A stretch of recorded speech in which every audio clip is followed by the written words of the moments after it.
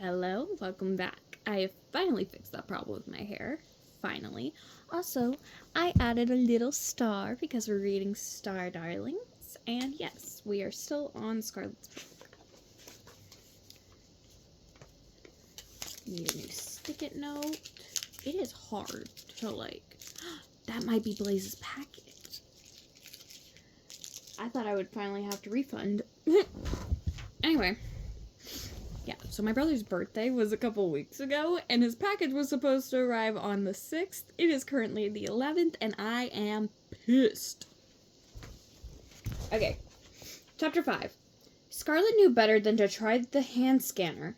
That would only give her away. There were other ways to get into her room, though, especially now that Professor Nicola Cecilia had confirmed the strength of her disguise. There were other ways to get in the room, though, especially now that Professor Nicola Cecilia had confirmed the secret of the strength of her disguise. Scarlet checked her reflection in the mirror-like surface of the polished marble wall. She slid her beard back to the center and gave it a fluff. She tugged her head. Sorry. I went looking for snacks around the house, and I went into my parents' room where my allergies are literally the worst. She tugged her head even farther and propped her collar higher. Satisfied, she raised her fist and rapped on the door. Once, twice, 3 times. While she waited for the door to open, she went over the story she had already rehearsed 100 times in her mind.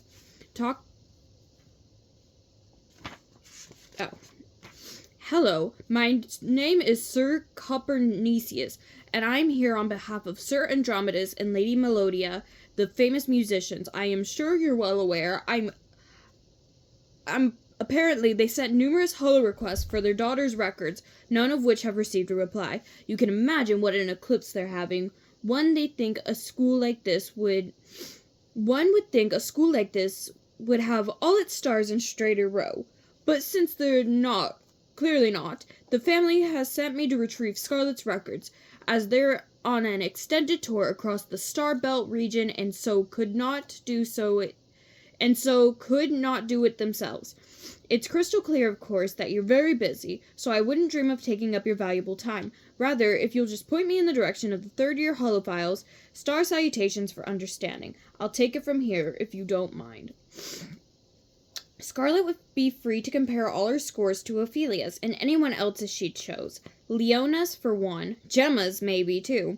Then she would at least understand why they were all star darlings and she suddenly was not. It had to work. It just had to. Otherwise, Scarlet didn't know how she was going to go on. She couldn't keep avoiding everyone and everything forever. Her grades would suffer, and so would she. But until she had some real answers, she could never, in a high-jong star years, be able to relax. The only problem was the door wasn't opening, so Scarlet took another breath and knocked again. She tapped her toe of her thick-soled boots. Sparks bounced up from the floor.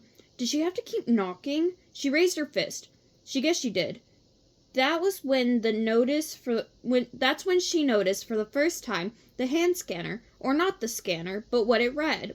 Scarlet groaned. She should have looked at it sooner, but she'd been too focused on the door. Instead of displaying a hand outline along with the unnecessary palm here message, the scanner scrolled a series of words. Office hours. Sunrise to Apex. Please come back. Status closed. Give me a minute. I need to do something. Oh my god, I hate doing that. Okay. On the way back to the dorm, Scarlet shed her disguise behind a lumilac bush about halfway to the building. Classes had ending, and starlings were wandering about, and if she heard one more student pleasantly wave and call, "Star greetings! Welcome to Starling Academy!" Scarlet would have exploded into a million bitter, red-hot stars right there in front of them. When she wasn't in disguise, the other students knew better than to try and talk to her, or even share a smile. After Scarlet's more than 2 star years at Starling Academy, her reliably antisocial reputation preceded her.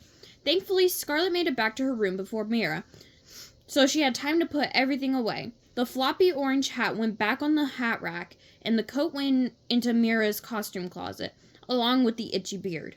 Scarlet had just set down sat down at her drums and picked up her drumsticks when the door slid open and Mira breezed in. "There you are!" Mira pointed one long, glittery finger at Scarlet. The other hand perched on her hip. She was dressed as a regular Starling student for a change, even if she had a cobalt blue scarf the size of a bedsheet around her neck. "Starf!" she exclaimed. So many starlings have been asking me about you. Especially all those remedial starlings, like Leona and Adora, and Ophelia now. Where's Scarlet? Have you seen her? Could you please give her a holo message for me?" I'm like, send her your own holo message. And they're like, "We do, but she won't reply." Mira cocked her head and frowned. "Did you lose your star zap or something? We could literally find it in a Moogle with my Zap Locate app, you know." "I didn't lose it," mumbled Scarlet. "I've just been busy." "Oh." Mira's eyes skimmed Scarlet's drum kit. "Right, okay, I see. Well, don't let me stop you," she shrugged, and tossed a long triangle of scarf over her shoulder. It took 3 tries before it stayed. "I'm zipping right back out anyways. I just popped in to get my holo script before rehearsal. Now, where did I leave it, do you think? Why don't you just memorize your lines overnight?" asked Scarlet. "Wasn't that what sleep and headphones were for, after all? So Starlings could play back and absorb class lectures and textbooks and anything else they needed to learn?" Mira sighed. "You don't know anything about acting, do you?" She tossed her head to show that she did. Scarlet lowered her own head to hide the smile she couldn't keep from springing up. Oh, after her day, she knew about acting. Too bad Mira hadn't seen her. She would have been impressed. "A script," Mira went on, "is just the beginning, like a supernova." She held her fists out and flashed her fingers. "It's merely the raw matter from which superstars are born. In rehearsal, we're taking notes constantly and making changes. It's not just memorizing high-drawn lines," she said, scoffing. "It's a process, a journey, you know." Yeah, I do know, because I only had, maybe 3 lines. Because, I had one that was like, "These tests are too hard." And then I had a scream. No, literally, that's what it was. "These tests are too hard." "She is a princess!" It was Once Upon a Mattress, not Wreck-It Ralph. And then, I can't. I just, Anyway. Scarlet nodded, hoping to satisfy Mira. She stopped listening at the beginning. "Is that your script?" Scarlet pointed to a hollow book near the edge of Mira's makeup-crowded table, behind a long, sparkly teal wig on a tall silver stand. "It is." Mira picked up the hollow book and brought it close to read. "Star salutations, it is." "Oh, shit, wrong." "Is it?" Mira picked up the hollow book and brought it close enough to read. "Star salutations, it is." "Okay, I'm off again." She paused, then, leaning towards Scarlet. "Are you sure you're okay? You know, you look a little green." "You do?" "Mm-hmm, around here." Mira stroked her cheeks and chin. "The beard," Scarlet realized. Quickly, she rubbed her face to brush off whatever green glitter was stuck to it. "I'm fine," she said. "Don't worry about me. Just go do your script journey process, whatever you call it." Ooh. Scarlet had lowered the window shades and blinked off the lights by the time Mira returned. The room had a soft, dreamy violet glow. Dinner was over, as was stargazing hour, though lights down had yet to come. Except for the secret star caves, of course. No place ever got truly dark on Starland, the way places on Wishworld did. I love it when it gets dark. In fact, it actually got brighter as the sun went down, and all the wish energy stored in every atom on Starland approached its maximum glow potential. Scarlet acted again, this time as if she was sleeping, in case Mira had more questions. Damn, there's a rip. In case Mira had more questions to ask her, or worse, offered unwanted advice. She lay as quiet and still as a moonbeam and waited for Mira to take her nightly sparkle shower and slip into bed herself. Actually falling asleep, however, was impossible. The thoughts whizzing through Scarlet's mind simply would not let her rest. At last, Scarlet had no choice but to get out of bed. She couldn't lie there for a Moogle more. Mira was fast asleep, though relentlessly muttering something like, "Wait, where's my mark? Somebody moved it from stage left." Scarlet slid from her silky black sheets and scooped her combat boots off the floor. As light as a flutter focus, she tiptoed past Mira, blinked open the door, and still wearing her pink and black polka dot starred pajamas, slipped out into the hall. To save energy, the hallway cosmic transporter ceased flowing after lights down, but Scarlet was happy to walk. She left her feet bare on the off chance that some other wakeful starling might hear the clomp clomp of her boots through their chamber doors. Starlings slept exceptionally soundly still. Better safe than lost in space, as Scarlet's father sometimes said. It wasn't Scarlet's first venture out after lights down. She had been taking walks on See, this is why I wear glasses. She had been taking walks on restless nights since the beginning of the year, when she literally stumbled across the entrance to the mysterious star caves. That via a secret door. Oh my god. That was before Lady Stella had taken the Star Darlings there, via a secret door in her office, to show them the wish cavern she had built in the deepest chamber for them alone. So it must have been weeks between Lady Stella telling them that they were Star Darlings and then Sage's mission, so that might have been when she discovered it. Okay, that was before Lady Stella had taken the Star Darlings there via a secret door in her office to show them the wish cavern she had built in the deepest chamber for them and them alone. It was there that the headmistress kept their wish orbs. Scarlet knew she had looked as odd and surprised by the caves as everyone else at the time. That was yet another example of her acting talent, she supposed, since she had already discovered the caves herself more than a star week earlier. She had arrived at school, as usual, star days before everyone else. She'd had quite enough of her parents and living out of a suitcase for one time of Lumiere break.